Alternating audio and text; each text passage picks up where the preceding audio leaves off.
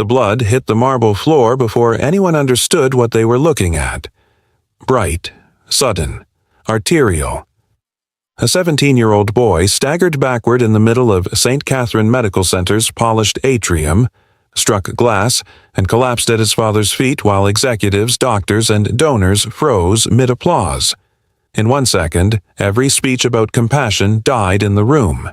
And the man who moved first was not supposed to be there. Not as staff, not as a surgeon. Because 3 days earlier the hospital had suspended Dr. Adrian Cole for writing down the truth. Stay with this because what happened next didn't just save a life, it exposed an entire institution.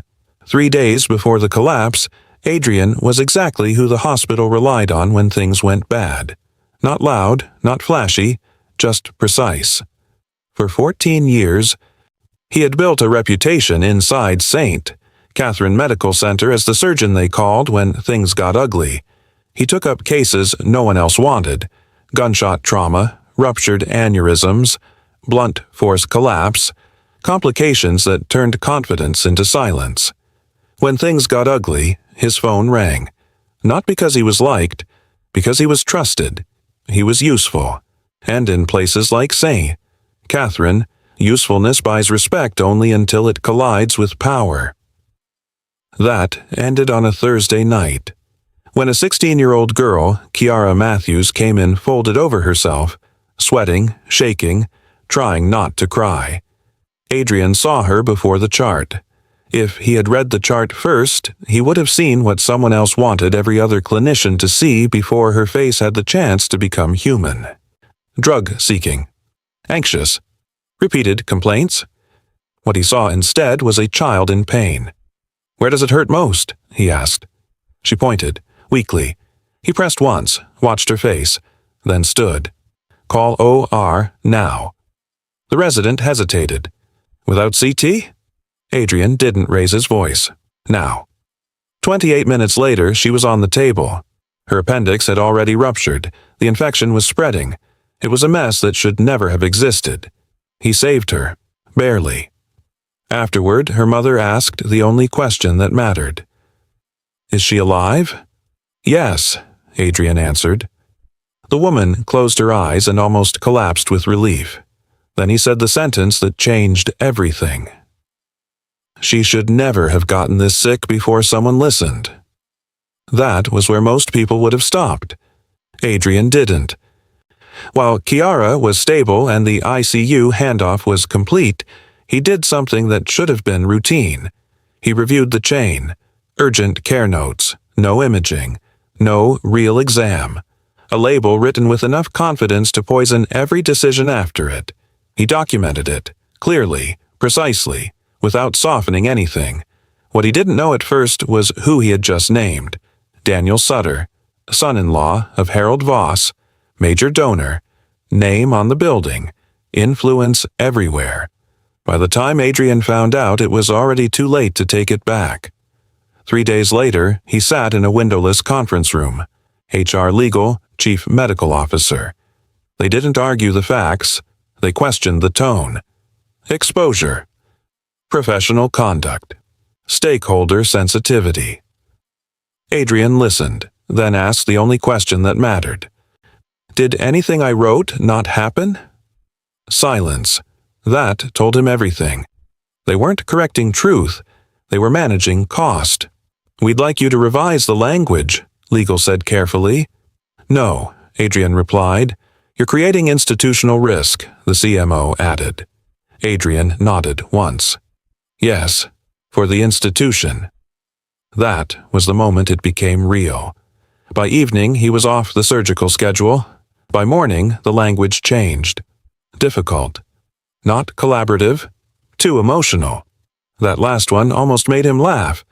A black man can crack a chest in 30 seconds and hold a life together for 6 straight hours, but the moment he documented negligence, suddenly he is emotional. That was the oldest trick in the room. Pathologize precision when it becomes inconvenient. Then came Saturday. St. Catherine hosted a televised donor event for the new pediatric wing. It was supposed to be immaculate. Perfect lighting. Perfect speeches.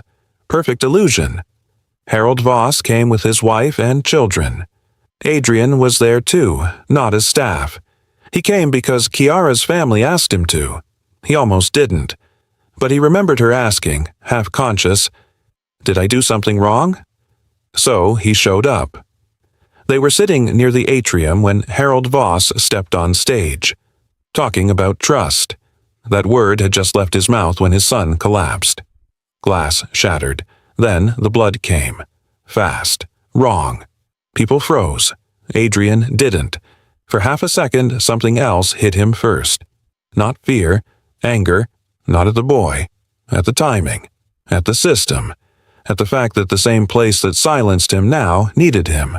Then training took over. He moved. Hands locked at the boy's neck. "Trauma cart." "Pressure. Call OR." No one argued. That was the truth of it. The same hospital that called him unstable obeyed him instantly when things became real. They ran. In the OR, the room changed the second he walked in. Not emotionally, structurally. Fear turned into direction.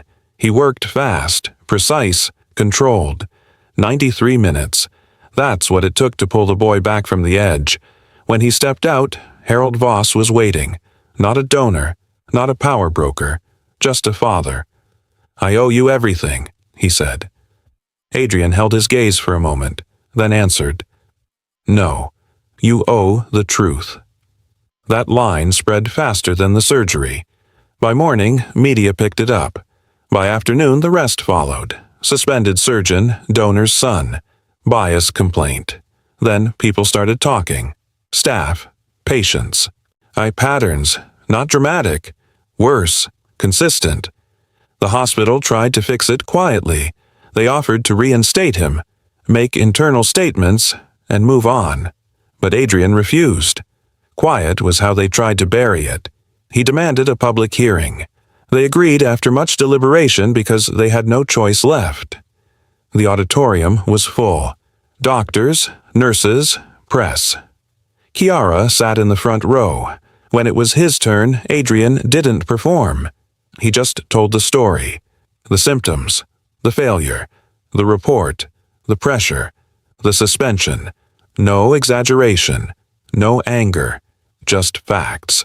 That made it worse. Because a calm black man telling the truth without visible rage is one of the most dangerous things power ever has to face. The board's attorney thought she saw an opening.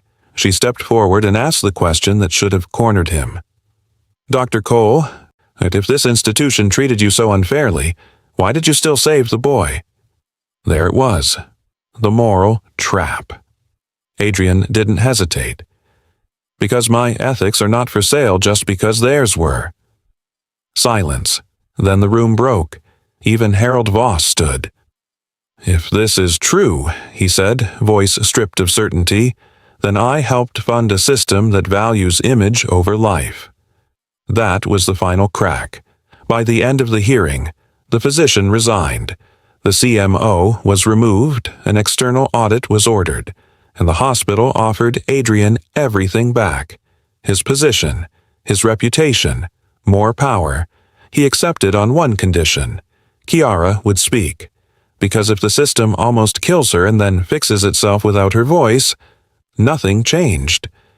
Months later, she stood on that same stage. Adrian introduced her simply. "It's a patient who should have been believed the first time." The room stood before she spoke. They tried to silence a man for telling the truth. Instead, they made him the standard they failed to meet. And here's the part most people miss. The hospital didn't suddenly discover morality. The cost just changed. Before the incident, Adrian was the risk. After the blood hit the floor, he became the solution. That's how systems work. Not morally, economically. If you stayed with this story until the very end, subscribe, turn on the notification bell so you'll be the first to be notified when we post our next video. Now tell me this in the comments.